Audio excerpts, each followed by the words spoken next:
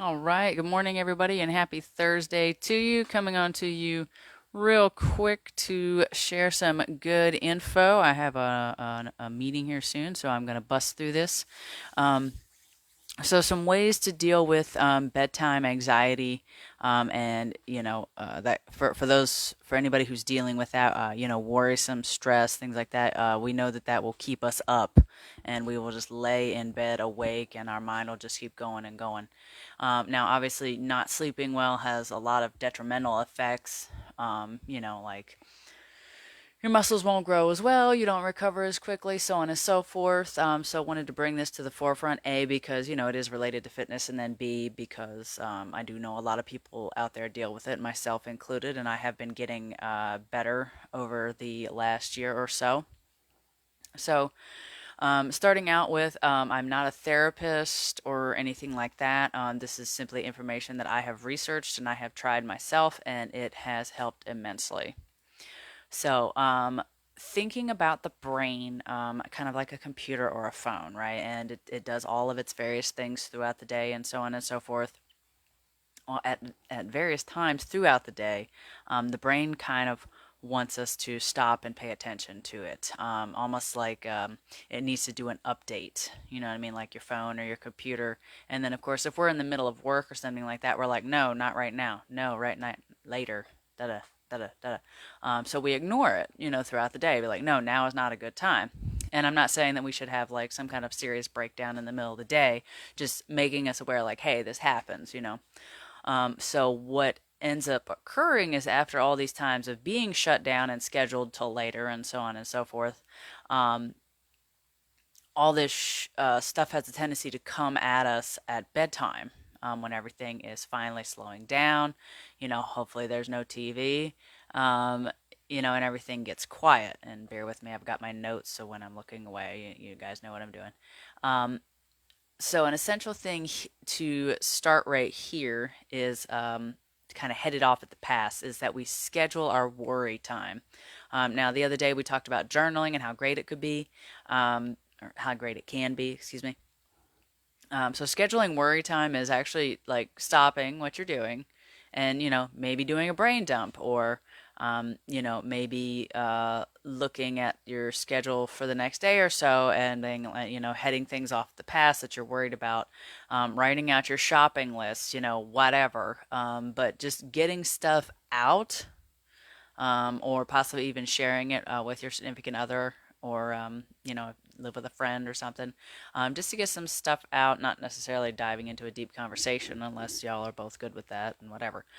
But schedule that worry time is my point. And one of the easiest things is something like a brain dump, and that can be a list, it can be just a scribble, it can be drawing out pictures, whatever it is for you, however your mind works and however you like to do that. Um, so that when you go to bed, hopefully all those things are out. You don't have to worry about them because they're not happening right now. There's nothing you can do about them right now. And then you're not going to forget because you wrote them down. So there you go. So here is the big one. All right. So if you're already in bed, right? You're in bed and your mind keeps racing and you're laying there and you're frustrated and you're like, "Oh my God, just shut up. Oh my, I need to sleep. I can't why? It's not just." And I know some of you out there listening just getting tight in the chest right now just thinking about it. I know you know what I'm talking about. And you're just like, why can't I just sleep? Damn it. And then that just makes you more stressed out, right? So trying to force the worry, anxiety, whatever, to stop. Um, so if you aren't, okay, so let's hold on. I'm trying to figure out how I want to do this. Okay, so trying to force your brain to stop doing its reboot and doing all this other stuff and doing exactly what I was just going on about. It trains your brain, to associate the bed or wherever you sleep, with worry and stress and excitement and being awake. Okay. And that will create a cycle of that happening. And it will become harder and harder to sleep. So we're staying in the bed, we're trying to force everything to stop, and that's making our brain say, hey, the bed is actually a stress place, and we're supposed to freak out here and just kind of, keeps going. So if you're not falling asleep after about maybe 15 to 20 minutes, um, then go ahead and just get up. Try not to get up real huffy because that's not going to help. I know, cough, gotta get up. Fuck. Anyways, no. Get up and go do something calm, boring, non stimulating. You know, read, meditate, do a brain dump, being as you probably forgot to do it earlier. Um, or maybe there's just a little extra that came in later. Um, or just sit there and do nothing. Okay. So there's no time limit to this, but do whatever that is until you are sleepy again, and then return to bed, and then repeat as needed. Hopefully, not too many times. I hope for you. Avoid your phone, avoid the TV, computer, too many lights, because we don't want those lights coming in and making our brain think even more and more. Thank you for whoever that was. I don't know who's watching. Thank you so much. That will make your brain think more and more, hey, it's up time. You're already like freaking out, and then you have lights coming in that's telling you it's time to get up. So, some kind of boring, non stimulating activity, low light, so on and so forth. And this will take a few days to really kind of start to kick in more and more. It's just like anything else we talk about, where you gotta repeat it so that muscle, that strength can grow in that area.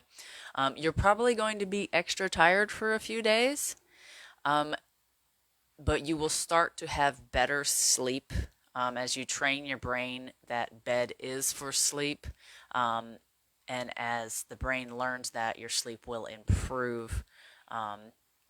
Then once you have that worriness out, you've done your rebooting and everything, like we were talking about our updating.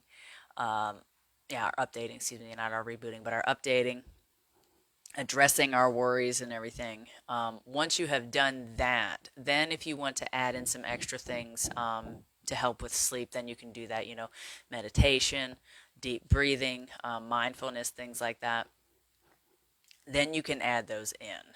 Because if you're having that the in bed and you're trying to force it to stop, and you're using the meditation and the breathing and the mindfulness while you're in bed to help, it may help, but it's not necessarily addressing the root of the problem.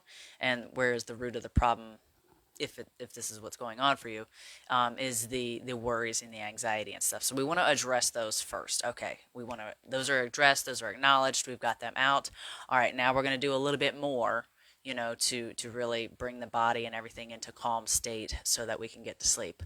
And this can help just people in general with anxiety. It can help people with insomnia. Again, like I said at the beginning, I'm not a therapist or anything like that. This is just stuff that I have studied and I have tried for myself, and I have seen success with it.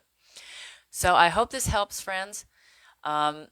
Let me know down below if you've tried this, if you're going to try it, if you've done it before, what you're dealing with, so on and so forth. If this was helpful, or you know somebody who might find this helpful, please share it. And thank you to everybody who comes on and watches and likes and loves and gives the feedback here, so that I kind of know how to best serve and help you guys out. So this is Coach Beth at Viking Vitality, helping people live powerful and pain-free lives, and I'll see you all tomorrow.